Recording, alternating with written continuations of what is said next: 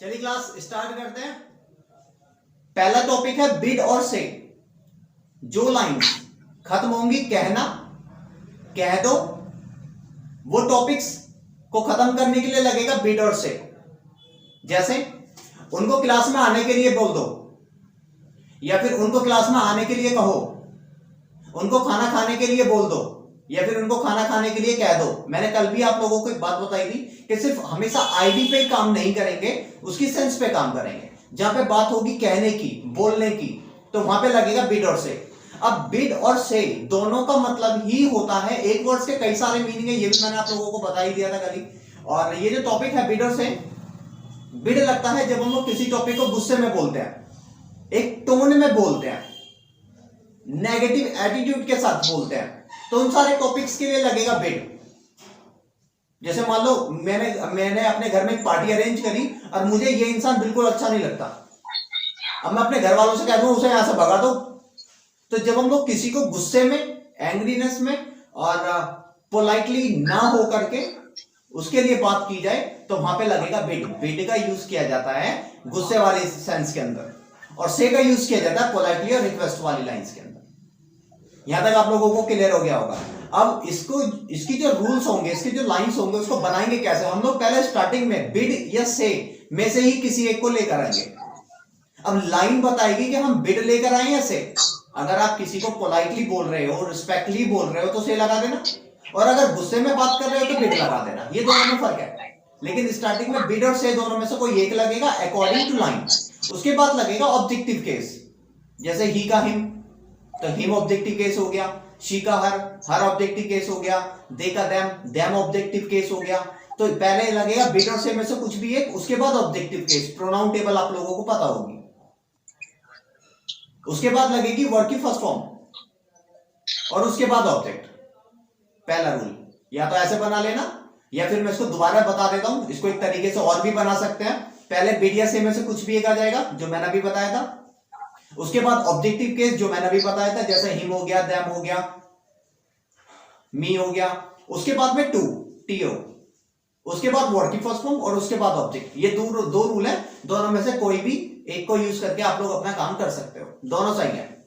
एक एग्जांपल लेते हैं, उन्हें यहां से जाने के लिए बोल दो, या फिर उनको यहां से जाने के लिए कहो, या फिर उनको यहां से जाने के लिए कहना। तो पहले अगर आप गुस्से में बोल रहे हो इस बात को, तो बिड लगा देंगे, और अगर पोलाइटली और रिक्वेस्ट कर रहे हो तो वहां पे से लगा देंगे, लेकिन दोनों में से लगेगा कोई एक ही। तो अगर डिपेंड्स ऑन यू, आप वहां पर क्या सेंस यूज कर रहे हो, तो बिड या से दोनों में से कुछ भी एक। तो मैं ये मान के चल रहा हूं, ये जो लाइंस होंगी ना, हमेशा मैक्सिमम, हमेशा नहीं, मैक्सिमम कंडीशन के अंदर ये हमेशा गुस्से वाली लाइंस होंगी। उनको यहां से जाने के लिए बोल दो। तो जरूरी नहीं हमेशा गुस्सा ही है, पॉजिटिव लाइंस भी हो सकती हैं, गुड सेंस के साथ भी हो सकता है। तो बिड, मैं गुस्सा मान के चल रहा हूं, तो बिड। अब मैंने बोला था उन्हें यहां से जाने के लिए कहो, उन्हें का सब्जेक्ट होता है दे, लेकिन दे नहीं लगा सकते, वी नीड देम। तो पहले दे, पहले bid them go from here. अगर इसको दूसरे कंडीशन से बनाएंगे तो फिर बनेगा बिड देम टू आ जाएगा, गो फ्रॉम हेयर। तो यहां तक बात आप लोगों को समझ में आ गई होगी। अगर इस लाइन के अंदर अगर हम लोग कभी बात करें नॉट की, जैसे उनको यहां से जाने के लिए मत बोलना, या फिर उनको यहां से जाने के लिए मत बोलना, उनको यहां से जाने के लिए नहीं बोलना, मतलब इसी टॉपिक के अंदर जब हम लोग नॉट लेकर आएंगे, तो स्टार्टिंग में डू नॉट लगा देना या डोंट लगा देना, डिपेंड्स ऑन मर्जी है। रूल जो मैंने अभी बताया था सेम रूल ही रहेगा, बस स्टार्टिंग में डोंट लेकर आ जाना, वेरी इजी। लेकिन जब कभी भी हम लोग बहुत ज्यादा बढ़ चढ़ करके बोलते हैं, जैसे उनको यहां से जाने के लिए कभी मत बोलना, तो इस तरीके की जो भी लाइंस होंगी, कभी नहीं के लिए अगर मैं ना भी बताऊं तो आप लोगों को पता ही है भैया, कभी नहीं के लिए बोलते हैं नेवर, और नेवर लग जाएगा। जहां पर हम लोग अभी डोंट लगा रहे थे, डोंट की जगह नेवर आ जाएगा, बाकी रूल सेम ही रहेगा। उनको यहां से जाने के लिए कभी मत बोलना, नेवर, बिड या से कुछ भी एक, देम उन्हें यहां से जाने के लिए कभी मत बोलना, never bid them go from here. यहां तक बात क्लियर हो गई। अब मैं आप लोगों को लाइन बोलूंगा, आपको लाइन को मैं फर्स्ट लाइन बोलूंगा पॉजिटिव लाइंस, मैं लाइंस बोलूंगा, लेकिन सबको बोलना है। इस बैच के अंदर जितने भी बच्चे ऐड हो चुके हैं सबको अपने जवाब देना है और सब एक साथ ही बोलेंगे। कल जब मैं प्रैक्टिस करा रहा था तो सिर्फ एक लड़की की आवाज आ रही थी, लेकिन अब सभी को बोलना है, आप सबकी आवाज आनी चाहिए। स्टार्ट करें। कहो, उन्हें यहां से जाने को कहो।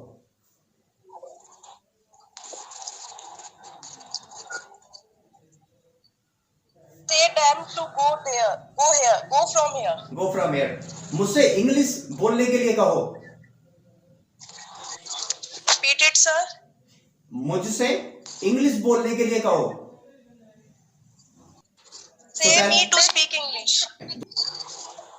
ठीक है, यहां तक क्लियर हो गया होगा। अगर अब बात होगी मत की तो स्टार्टिंग में डोंट लग जाएगा, बाकी सारा सेम। आप लोग इसकी प्रैक्टिस कर लेना। कल वाली क्लास में मैं इसका टेस्ट लूंगा, ओरल टेस्ट। जैसे मैं लाइन बोलूंगा आप सबको उसके आंसर्स बोलने होंगे। यहां तक कोई डाउट्स नहीं होगा आई थिंक वीडियो के अंदर। Sizzling off. Fine. Sizzling of, sizzling of का मतलब था जादू छाना या बहुत ज्यादा फेमस। तो ready to speak, first line है आजकल कोविड-19 बहुत चल रहा है। The sizzling of COVID-19 is all around. Very nice, very good. Starting में इसको बच्चों सबको एक बार दोबारा से रिवाइज करा दूं। स्टार्टिंग में दा लगेगा, उसके बाद सिजलिंग ऑफ लगेगा और उसके बाद में वो टॉपिक लगेगा जिसके बारे में हम लोग बात कर रहे हैं। जैसे मैंने अभी कोविड-19 के बारे में बात किया तो द सिजलिंग ऑफ कोविड-19। अगर मैं विराट कोहली के बारे में बात करूं, the sizzling of Virat Kohli. अगर मैं जूम ऐप की बात करूं तो the sizzling of Zoom app. मतलब द सिजलिंग ऑफ तो फिक्स ही है, उसके बाद में वो जिसके बारे में हम लोग बातें कर रहे हैं।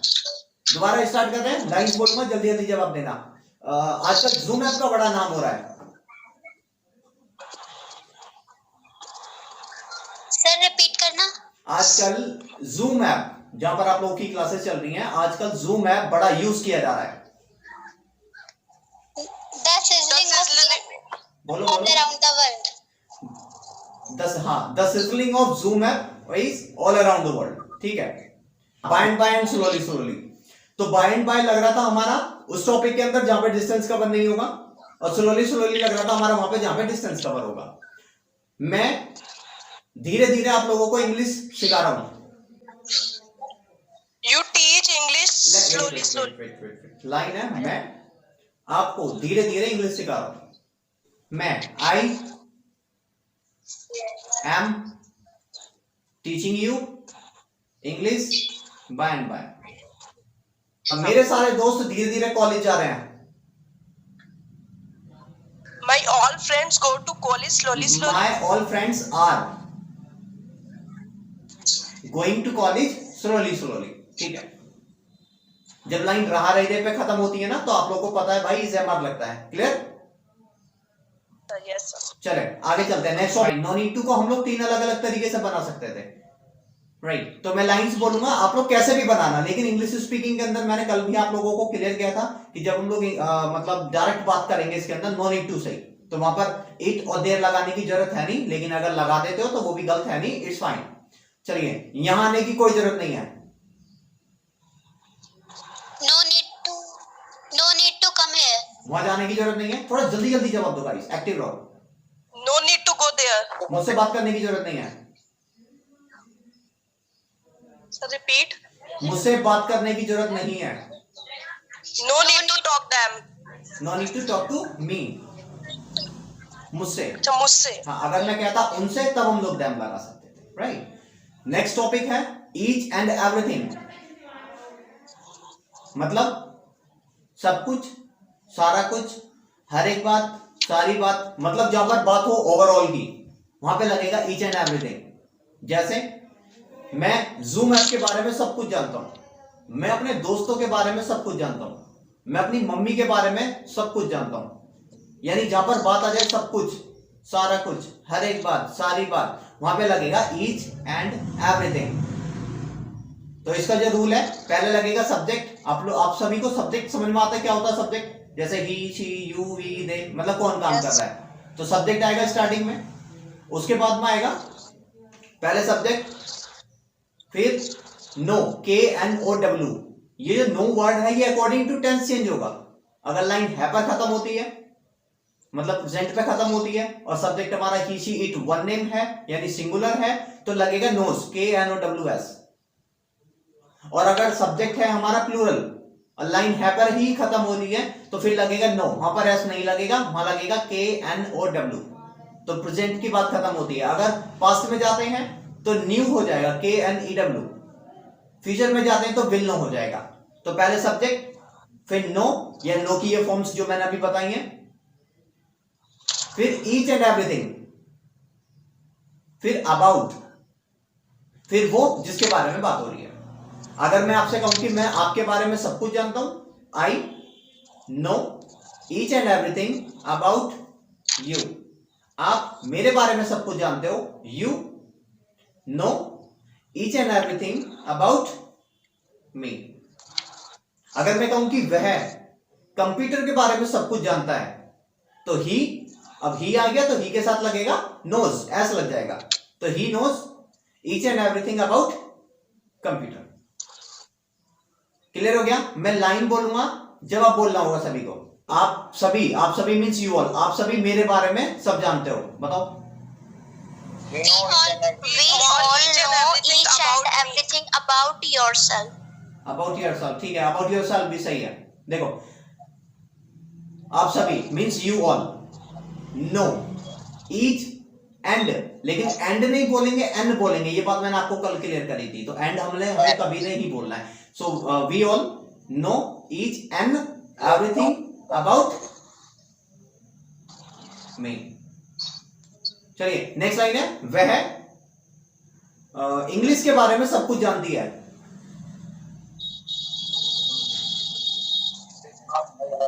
इसके बारे में she knows each and everything about English. ठीक है, वेरी नाइस। चलिए यहां तक कोई डाउट नहीं है, आगे चलते हैं। देखो, जिस तरीके से अभी हम लोग नो की फॉर्म्स को चेंज कर रहे थे, जैसे नो था प्लूरल के साथ, फिर नोज आया सिंगुलर के साथ, न्यू आया पास्ट के साथ, विल नो आया फ्यूचर के साथ। ऐसे ही जब हम लोग नेगेटिव में जाएंगे तो नो जो वर्ड है वो 4 में पार्ट्स में डिवाइड हुआ, नो, नोज, न्यू और विल नो। लेकिन जब हम लोग बात करेंगे इसके नेगेटिव में, जैसे मैं आपके बारे में सब कुछ नहीं जानता हूं, वह कंप्यूटर के बारे में सारा कुछ नहीं जानता है, मुझे जूम ऐप के बारे में ज्यादा नहीं पता। Each and everything about computer. क्या कह रहे हैं, दोबारा बोलना। I don't know each and everything about computer. हाँ ठीक है, तो जिस तरीके से हम लोग नो की फॉर्म्स को चेंज कर रहे थे, अब हम लोग हेल्पिंग वर्ब्स को चेंज करेंगे, क्योंकि नेगेटिव लाइन के अंदर हेल्पिंग वर्ब का आना जरूरी है। तो पहले सब्जेक्ट लगेगा, फिर डू, डज, डिड और विल में से कुछ भी एक लगेगा। तो डू लगेगा जब जब लाइन है पर खत्म होगी, और सब्जेक्ट होगा हमारा plural. Plural means you, we, they, I. और डज लगेगा जब जब लाइन हमारी है पर खत्म होगी, और सब्जेक्ट होगा singular, he, she, it, one name. Did लगेगा पास्ट में और विल लगेगा फ्यूचर में। तो पहले सब्जेक्ट, फिर डू, डज, डिड, विल में से कुछ भी एक, फिर नॉट, फिर know, each and everything about object जिसके बारे में हम लोग बातें कर रहे हैं। मैं एक लाइन बोल रहा हूं, सिर्फ एक ही लाइन बोल रहा हूं, आप लोग उसके आंसर बताओ, फिर हम लोग नेक्स्ट टॉपिक की साइड चले जाएंगे। मेरा छोटा भाई इंग्लिश के बारे में सब कुछ नहीं जानता है। My younger brother do not know each and everything about. Sir sentence क्या था लास्ट में? देखो, मेरे छोटे भाई को इंग्लिश के बारे में सब कुछ नहीं पता। तो मेरा छोटा भाई, मैं एक के बारे में बात कर रहा हूं, मेरे छोटे भाई को इंग्लिश के बारे में सब कुछ नहीं पता। तो मेरा छोटा भाई लाइन है पर खत्म हुई, नेगेटिव लाइन हुई, सब्जेक्ट सिंगुलर हुआ, तो हम लोग डू नॉट नहीं लगा सकते हैं, डज लगेगा, डज नॉट लगेगा। तो my younger brother does not know each and everything about बोलो इंग्लिश। हाँ, अब ठीक है, क्लियर हो गया। देखो, इंग्लिश स्पीकिंग के अंदर सबसे ज्यादा जरूरी है बच्चे का कॉन्फिडेंस। स्टार्टिंग में हम लोग गलती बोलेंगे, लेकिन बोलेंगे, we have to speak at least, हमें कम से कम बोलना है। धीरे धीरे जो गलत है, धीरे धीरे इन क्लासेस से, और तुम्हारे जब तुम लोग उसकी मेहनत करोगे, ठीक ठाक क्या 10 लाइन ही तो बनानी है, ये कोई मेहनत थोड़ी है। तो जब तुम लोग डेली क्लासेस का पार्ट बनोगे और प्रैक्टिस करोगे घर पे 10 लाइंस बनाने के बाद में, तो वो गलतियां कुछ दिन रह करके वो गलतियां कब सही हो जाएंगी पता भी नहीं चलेगा। तो स्टार्टिंग में क्या चाहिए, एटलीस्ट बोलना। At the starting we need confidence first. तो हमें स्टार्टिंग में बस आप लोगों का कॉन्फिडेंस चाहिए। जो मैं बोल रहा हूं इतना हार्ड एंड मतलब फास्ट रूल्स नहीं है कि भाई इसको रट्टा लगाओ कुछ भी लगाओ। वेरी इजी टू डू, काफी आसान है, इतना ज्यादा मतलब परेशान होने की जरूरत नहीं। इंग्लिश स्पीकिंग कैसा आएगी, वेरी इजी। मैं तो ये मानता हूं, मेरा तो ऐसा मानना है कि इंग्लिश स्पीकिंग से आसान कुछ है ही नहीं। क्योंकि अगर हम लोग पूरे ग्रामर को देख करके स्पीकिंग करेंगे बहुत मुश्किल हो जाएगा।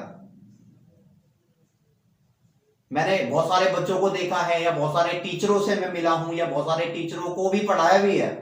तो वहां पे क्या होता है, वो पता नहीं पैसे को मतलब बच्चों से पैसा खींचने के लिए वो उनको टेंसेस कराते हैं। टेंस हो गया, डायरेक्ट, इनडायरेक्ट, एक्टिव, पैसिव, मतलब बहुत सारी ग्रामर ठीक है, एग्री, बट बहुत टाइम लग जाएगा इंग्लिश स्पीकिंग के अंदर। इंग्लिश स्पीकिंग का अपना एक अलग ही प्लेटफॉर्म है, उसका ग्रामर से कोई रिलेशन नहीं है। लेकिन जितना भी हम लोग लिखते हैं वो होती तो ग्रामर ही है, लेकिन वो इंग्लिश स्पीकिंग की ग्रामर होती है। तो मैं आप लोगों के जितने भी टॉपिक्स पढ़ा चुका हूं ये सारे ग्रामर के पार्ट्स ही हैं, क्योंकि सारी लाइंस के अंदर सब्जेक्ट लगता है, हेल्पिंग्स लग रही है, मेन वर्ब्स लग रही हैं, तो है तो ग्रामर का पार्ट ही, लेकिन ये एक अलग ही प्लेटफॉर्म है। टेंसेस मैं आप लोगों को कभी नहीं कराऊंगा जिंदगी में, डायरेक्ट इनडायरेक्ट कभी नहीं होंगे, पैसिव वॉइस कभी नहीं होंगे। जब ग्रामर क्लासेस स्टार्ट करेंगे हम लोग, तब वहां पर हम लोग इन टॉपिक्स को टच करेंगे। स्पीकिंग के अंदर ऐसा कुछ भी नहीं होता मेरे हिसाब से, and I have proved many times, मैंने ऐसा बहुत बार प्रूफ भी किया हुआ है। चलिए अब आप लोग मुझे एक अपने बारे में थोड़ा सा ये बता दो कि आप लोगों की लाइफ में कभी कुछ ऐसा हुआ है जिसको आप लोग कभी भूलोगे नहीं। कभी कोई एक ऐसा इंसिडेंस या बेइज्जती या फिर खुशी का एक ऐसा मोमेंट, एक ऐसा लाइफ में कभी ऐसा हुआ हो कि वो मोमेंट आप कभी इस लाइफ में भूलो ही ना। हुआ है किसी की लाइफ में? एक्चुअली सबकी लाइफ में ऐसा होता है, या कोई बताना नहीं चाहता? सर बताना नहीं चाहते। ओके ठीक है। अच्छा, कभी ऐसा लाइफ में कभी कुछ ऐसा हुआ है कि आप लोगों को कभी कुछ ऐसा हुआ हो कि वो एक ऐसा मोमेंट आपकी लाइफ का जिसको आज भी सोच करके आप लोगों को हंसी आती है, या फिर आप लोगों की लाइफ का कभी कोई एक बड़ा अचीवमेंट, आपकी लाइफ अभी तक जितनी भी है, छोटी सी जो भी लाइफ है, तो कभी कोई एक ऐसा अचीवमेंट मिला हो। अचीवमेंट का मतलब स्कूल से ट्रॉफी की बात नहीं कर रहा मैं, जहां पर हम लोग मतलब बहुत ज्यादा मोटिवेट होते हैं खुद को लेके। हुआ तो होगा, क्या हो गया आप लोगों को? Okay, मैं actually my BA classes was going on last month, and then there was a ma'am. She was taking my English classes, and then whenever I tried to speak, she every time scold me कि you don't know English, and whenever I try, she do not motivate me and she scold me anytime. So I felt very bad, and some children was speaking very well. Then I realized that why I can't speak English. So then I decide can I able to speak like them they are speaking English. So I determined I will do hard work for learning English, and I will be a very good learner, and I will speak English to better them, and I will do my best. Okay भैया, okay thank you. Okay, thank you so much Payal. Actually ये condition है, जब ये lockdown खत्म हो जाएगा और थोड़ा बहुत टाइम निकाल पाओ तो आप कोचिंग में आना। Me? हाँ यस यू पायल। Okay. तो आप मेरे Okay. साथ ना 20 दिन रहना। 20 दिन रहने का मतलब है 20 क्लासेस लेना, Okay. 20 क्लासेस। और फिर आप 20 दिन के बाद वहां पे जाना, that you would be able to speak English, you would be very fluent in English. Yes, I tried to speak in English, and I want someone who talk to me in English.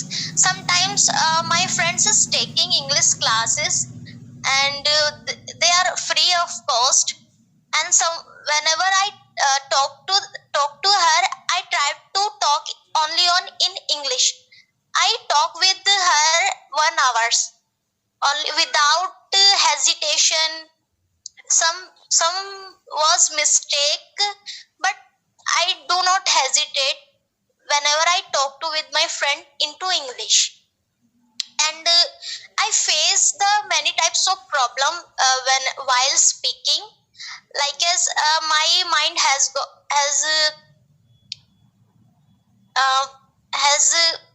blanked at the time, and the words do not come on the spots what I want to speak. ठीक है, मैं अभी आपसे ये कह रहा था कि आप 20 दिन के लिए कोचिंग में आना। अब आपको यहाँ भी आने की जरूरत नहीं है। आज मैं इस वीडियो के बाद में, यानी आप लोग की क्लासेस लेने के बाद में अलग से टाइम निकालूंगा नोट्स बनाने के लिए, और वहां पे मैं कुछ ऐसे रूल्स लिख दूंगा जहां से आप लोग अपने घर पे बैठ करके वो 20 दिन का जो टारगेट मैंने अभी आपको देने वाला था क्लासेस में बुलाने के बाद में, आप वहां पर उस काम को खत्म कर पाओगे।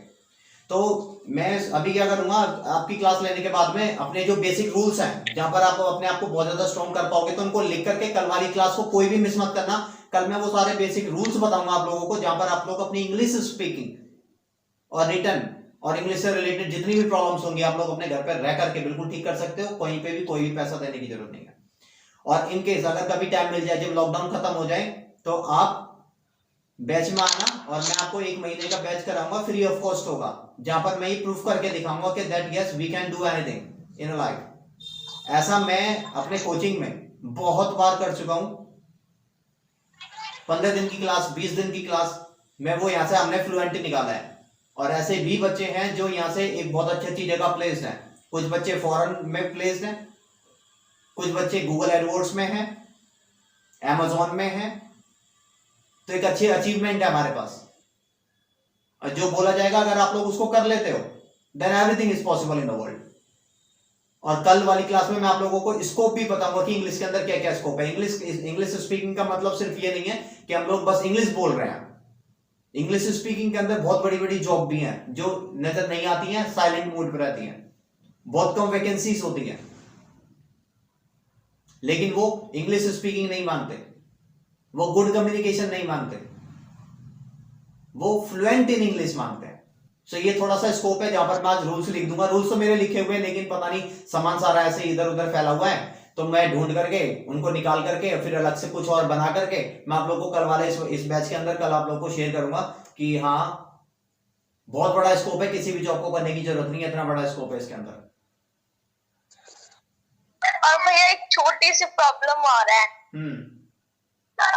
भैया जो आप यहाँ पे टॉपिक बोलते हो ना, उसको मैं इतनी जल्दी ना कॉपी में नोट डाउन नहीं कर पाती। ठीक है, नेक्स्ट क्लास से मैं उसको और स्लो बोल दूंगा। और मैंने आपको बताया था कि जो भी हम लोग क्लासेस ले रहे हैं ना, इसको हम लोग YouTube पे भी अपलोड करते हैं। तो जब हम लोग YouTube पे अपलोड करते हैं ना, तो वहां पे एडिटिंग होती है, तो वहां पर मैं एडिटिंग करके, एडिटिंग में टाइम लग जाता है लेकिन हो जाता है। रात को 1:30-2 बजे तक हम लोग एडिटिंग करते हैं, सुबह 4-4:30 बजे उठ करके फिर एडिटिंग में लग जाते हैं। तो वहां पर अगर आप लोग उन क्लासेस को लोगे तो यहाँ से भी ज्यादा बेहतर आप लोग वहां समझ पाओगे, क्योंकि यहाँ की क्लासेस ली समझ में आ गया, लेकिन जब बोर्ड पर आते हैं तो उसकी एक अलग ही बात है। तो एडिटिंग की जब वीडियो देखोगे तो आप लोगों को बहुत ज्यादा प्रॉफिट वहां से मिल जाएगा। और कोई डाउट? तो ये लीव क्लासेस में ही आता है ना, जो आप उस वीडियो पे वहां पे डालते हैं यूट्यूब पे? क्या कह रहे हो? मतलब जो आप ये वीडियो बना रहे हो इस टाइम, वो वही वाली वीडियो डालते हो ना आप एडिट करके? हाँ, जो मैं आपको पढ़ा रहा हूँ, यानी ये जो क्लास चल रही है ये शूट भी हो रही है, यानी आपकी क्लास भी हो रही है और हमारी वीडियो भी बन रही है यूट्यूब की। तो जो भी हम लोग बातें कर रहे हैं सारा रिकॉर्ड होता है। हाँ, तो इन्हीं को हम लोग एडिट करके, इन्हीं को मतलब जो भी करके एडिट करके हम लोग इसको यूट्यूब पर अपलोड करते हैं, क्योंकि जिस दिन बच्चा क्लास नहीं ले पाता है तो वो यूट्यूब से उस क्लासेस को देख लेता है, तो वहां से उसको सारा समझ में आ जाता है।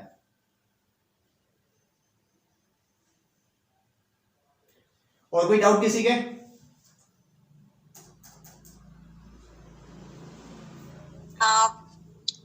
भैया हम्म मेरे साथ एक और प्रॉब्लम होती है, जिससे मेरे को ऐसे टेंस, मैं ये नहीं कह सकती मुझे बहुत अच्छे से आता है, ये है कि मेरे को पता होता है कि लाइन क्या बोलनी है, और कभी कभी ये होता है कि बोलते टाइम थोड़ी बहुत मिस्टेक हो जाती है, बट ना हेल्पिंग वर्ब का ज्यादा यूज हो जाता है।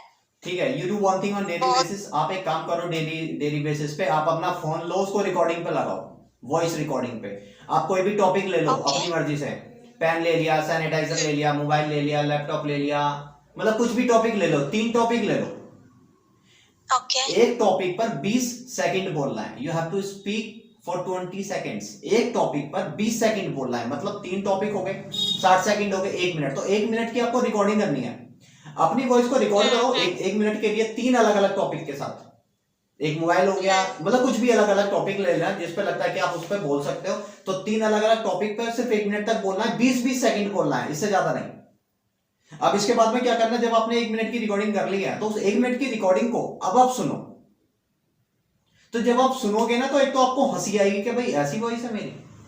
दूसरा, जब आप उसको सुनोगे तो आपको खुद अपनी गलतियों का पता चल जाएगा। मुझे बताने की जरूरत नहीं, आपको खुद ही पता चल Okay, जाएगा। भैया। अगर फिर भी नहीं कर पा रहे हो, नहीं समझ पा रहे हो, तो मुझे बताना, फिर मैं कुछ और बताऊंगा। इतना कर लो, इससे ही हो जाएगा वैसे तो। ओके भैया। चलिए, और किसी के doubts?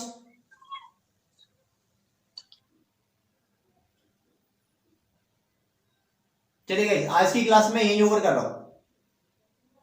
So we will meet you on tomorrow. Thanks for joining me. Bye bye for now.